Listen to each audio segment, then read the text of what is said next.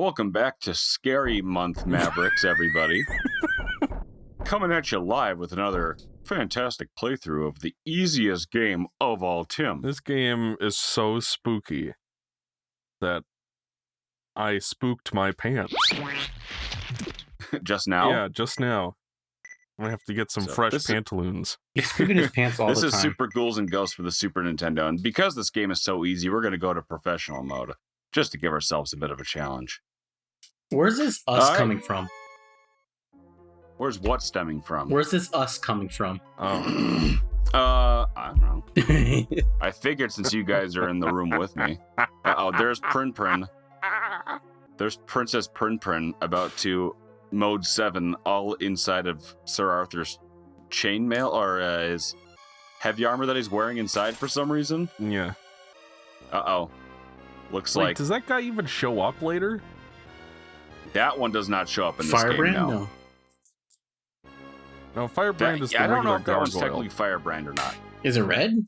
Yeah, the little red devils that Ethan hates. Yeah. There's a bunch of those guys in this game. You should look at the names of them in the Genesis version. Alright, so, a couple things about this game. You want to get these chests. Oh, you got lucky we're in a good immediately. playthrough. Starting off, great. Nothing can go wrong now. What could Yes, absolutely. possibly This is going to be a go no-death wrong? run.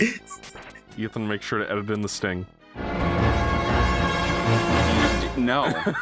You're the only one who thinks... Well, come on. Oh, Alonzo, tell us about why all these graves have onks instead of crosses. Oh, shit. Oh yeah, that's right. It's a the difference between the Japanese and American version, or outside of the Japanese version, because Christianity and stuff like that. Cross is bad, so onks are okay. Yeah, they censored a lot of Nintendo specifically censored a lot of religious Christian whatnots back in the dang old 90s. Well, I'm kind of but they left that uncensored in like Japan and stuff. But yes, this is Super Ghouls and Ghosts for the Super Nintendo Ultra Entertainment System 64, and we're gonna play it for you today on what is the scariest month of history. on this, the day of our daughter's wedding. Ethan edited in the clip. That is so foul! Yeah! Hope they enjoy their crap-a-lantern. So, while I'm trying to concentrate here, because I won't do it. I won't Look do at this. I get a second hit. Yeah, Ethan, tell us what the shield does in this video game. Okay, so everybody who's ever played this game knows, or any game in the series knows, that no, this is in fact not such an easy game. This is in fact a mildly easy game. A game series that prides itself on being as hard as possible. Because the gimmick is that you can take 2 hits. That's it. It's difficult but fair, as reviewers said It's back difficult. in the 90s. It is difficult but fair. Yes, I don't think this game is unfair. I think it is a very well-designed game, as is all the games in the series, but especially this one. I think this might be the best designed game overall. But yes, the idea is that it's fucking hard as gall goddamn. Like, you won't even expect to see the ending without months and months of practice. So that's exactly what I've done. You'd have as I better practice luck this game. trying to scroll through TikTok without finding a Hawk 2 video than you will to beat this game. Luckily, I don't know what that is. I know what it is. But yes, you can take 2 hits. You lose 1 hit, you are down. You get hit once, you are down to your boxers, and if you get hit again, you are dead, and that is it. Which they, of course, reference. And as you can see, it is an onslaught of enemies at every turn. Shit. Oh. Well, now that you're a woman, you couldn't possibly fight back. You actually can't attack. Shit. Sorry, gotta concentrate here. As you can see, there's enemies flipping everywhere, and this game's hard. But we're already doing better than we did. Oh yeah, Alonzo, tell us what happened last time we played this game. Mikey's recording wasn't working, so we had to redo don't pin everything. this on me. I'll always pin it on you. I mean, not that I don't enjoy being pinned, but Oh my god! See? I had to go for the easy joke. I'm sorry. Exactly how far did we get in the game when we realized that one of us was not recording? It wasn't. It was recording, just to the wrong audio or recording device that was not a recording device. Fuck! Ethan got hit by an egg. That's all right. Now let's kick Dynablade's ass and move on. Dynablade. There we go. Fortunately, one thing you'll notice about this game is that while the enemies and regular stages are ludicrously difficult, usually the bosses are not that bad. So, Here we are. What's this stage called? The Rotting Sea, Alonzo? Oh shit, that's right. Yeah, it wanted me to look up the manual. What the fuck is... This is my Alonzo favorite couldn't stage in the even be game. prepared to do that. This is my favorite stage in the game, but this one is also really tough. In fact, you know what? I'd wager to say that every stage in this game is hard. I don't know, Ethan. That's kind of a controversial take. Right. That's that take's so hot that it would burn through a table. Oh shit, there is a PDF of the Super Ghouls and Ghosts. Yeah, Nintendo released it themselves too. Oh, whoops! This is the Game Boy Advance, your favorite version of it. Yeah, please not that one. Well, is But the they Game had Boy the- Advance version bad? Oh, what the hell? The art in I this don't is remember really that cool mimic though. being there. And the Game Boy Advance version, it has the artist that does a lot of the Street Fighter art. Oh, this is cool.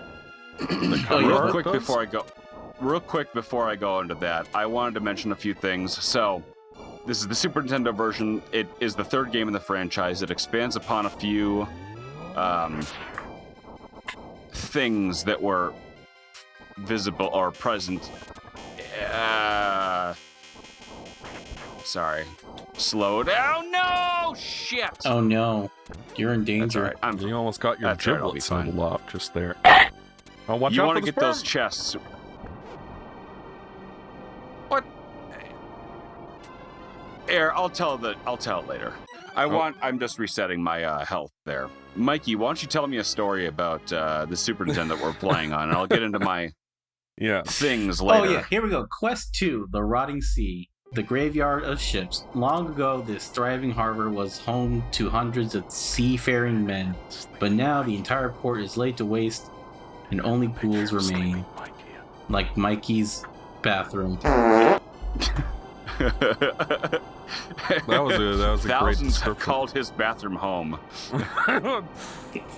Anyway, Ethan is playing on a Super NES, and Ethan, there are two principal models of the SNES. There's the SNES 001 and the SNES 101, the mini model it's colloquially called, but obviously now there is actually an SNES mini, so things get a little confused there.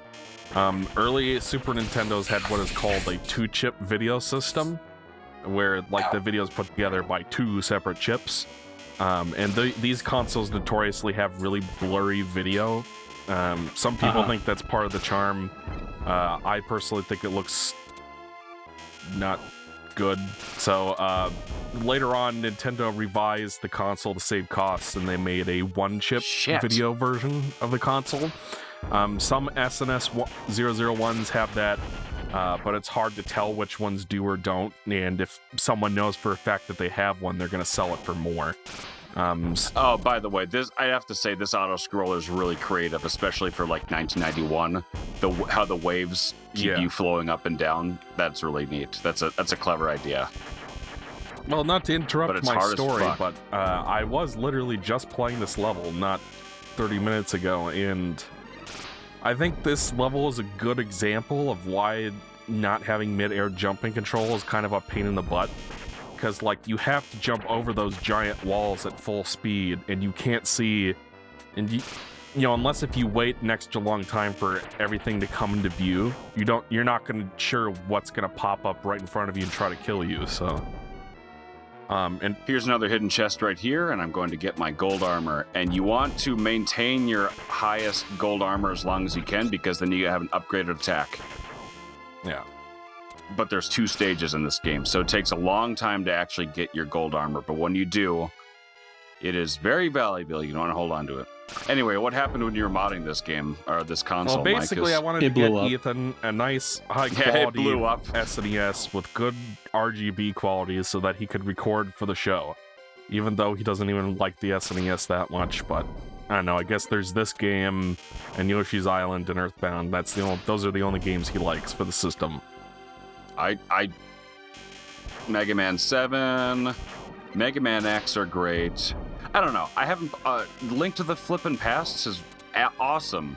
Okay. I don't know.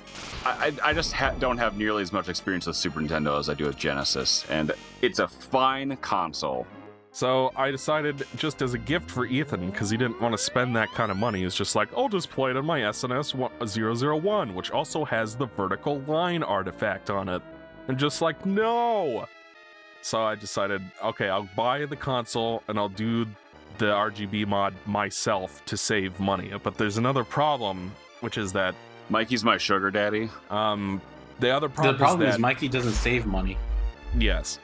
The other problem is that the SNES and the NES have this weird thing where they refresh instead of like 60.00 hertz or 59.94 hertz.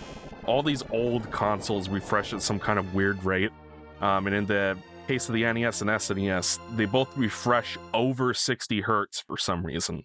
And a lot of video capture equipment and converters and upscalers do not like that refresh rate. So you have to install what is called the